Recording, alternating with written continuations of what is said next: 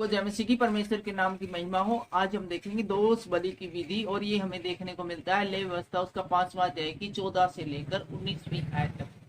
यदि आप भी हमारे साथ बाइबल को पढ़ना चाहते हैं और रेफरेंस के तौर पे देखना चाहते हैं तो आप भी निकाल लीजिए ले व्यवस्था उसका 5वां अध्याय की 14 से लेकर 19वीं आयत तक, जहां हम देखने वाले हैं दोष बलि की विधि।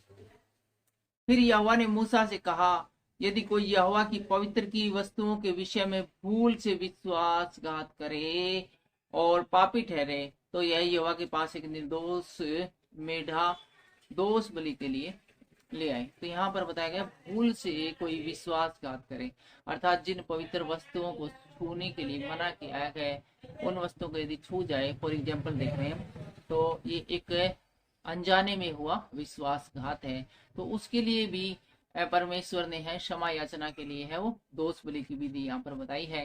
तो यहोवा के पास एक निर्दोष मेढ़ा दोष बलि के लिए ले आए। निर्दोष मतलब उसमें किसी प्रकार के दाग धब्बे नहीं होने चाहिए, कोई लंगड़ा लूला या बीमार नहीं होना चाहिए, चोरी डकारी का नहीं होना चाहिए। उसका दाम पवित्र स्थान के स्केल के अनुसार उतने ही स्केल चांदी का हो जितना याजक ठहराए, और जिस पवित्र वस्तु के विषय उसने पाप किया हो उस वह 5वां भाग और बढ़ाकर याजक को दे, और याजक दोष बलि का मेढ़ा चढ़ाकर उसके लिए प्रायश्चित करे, तब उसका पाप है वो क्षमा किया जाएगा। यदि कोई ऐसा पाप करे कि उन कामों में से जिन्हें यहोवा ने मना किया है किसी काम को करे, तो चाहे वह उसके अनजाने में हुआ हो और तो भी वह दोषी ठहरेगा। यहाँ पर जो मैं बता रहा था कि भारतीय दंड संहिता में लिखा है कि किसी व्यक्ति को इस कारण से क्षमा नहीं किया जा सकता कि उस कानून का उस धारा का ज्ञान नहीं था जो उसने तोड़ी। यहाँ पर मोटी बात आ गई है। परमेश्वर यह भी कहते हैं, यदि कोई ऐसा पाप करे कि उन कामों में से जिन्हें यहोवा ने मना किया है किसी काम को करे, तो चाहे वह अनजाने में हुआ हो तो भी वह दोषी ठहरेगा। अर्थात हमें नियम कायदे कानून का ज्ञान होना बहुत जरूरी है, बाइबल का ज्ञान होना बहुत जरूरी है। तभी हमें पता चलेगा कि परमेश्वर ने कौन से कार्य प्रतिबंधित किए हैं और कौन से कार्य करने की हमें इजाजत दी है। परमेश्वर को किस प्रकार से खुश किया जा सकता है आगे लिखा है, और उसको अपने अधर्म का भार उठाना पड़ेगा, और जो कोई भी पाप करेगा उसको उसका बदला चुकाना पड़ेगा। इसलिए वह एक निर्दोष मेढ़ा दोष बलि करके याजक के पास ले आए, वह उतने ही दाम का हो जितना याजक ठहराए, और याजक उसके लिए उसकी उस भूल का जो उसने अनजाने में की है प्रायश्चित करे, और उसका जो पाप है वो क्षमा किया जाएगा।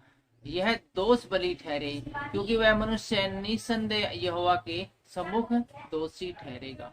तो आगे लिखा है, फिर यहोवा ने मूसा से कहा, यदि कोई यहोवा का विश्वासघात करके पापी ठहरे, जैसा कि किसमें, धरोहर में, लेन देन में या लूट के विषय में अपने भाई से छल करे या उस पर अंधेर करे या पड़ी हुई वस्तु को पाकर उसके विषय झूठ बोले और झूठी शपथ भी खाए, ऐसी कोई भी बात क्यों न हो जिसे करके मनुष्य पापी ठहरता है, तो जब वह ऐसा काम करके दोषी हो जाए, तब जो भी वस्तु उसने लूट या अंधेर करके या धरोहर या पड़ी हुई पाई हो, चाहे कोई भी वस्तु क्यों ना हो जिसके विषय में उसने झूठी शपथ खाई हो, तो वह उसको पूरा लौटा दे।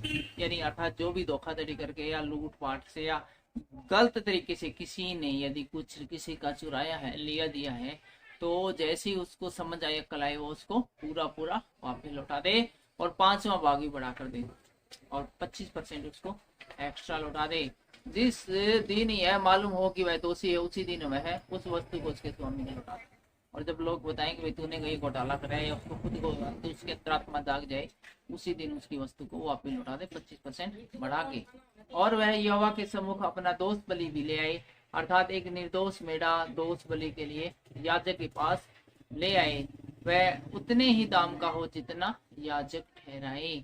इस प्रकार याजक उसके लिए यहोवा के सामने प्रायश्चित करे, और जिस काम को करके वह दोषी हो गया है उसकी क्षमा उसे मिलेगी। तो फिलहाल इतना ही, मिलते हैं अगले वीडियो में। सबको जय मसीह।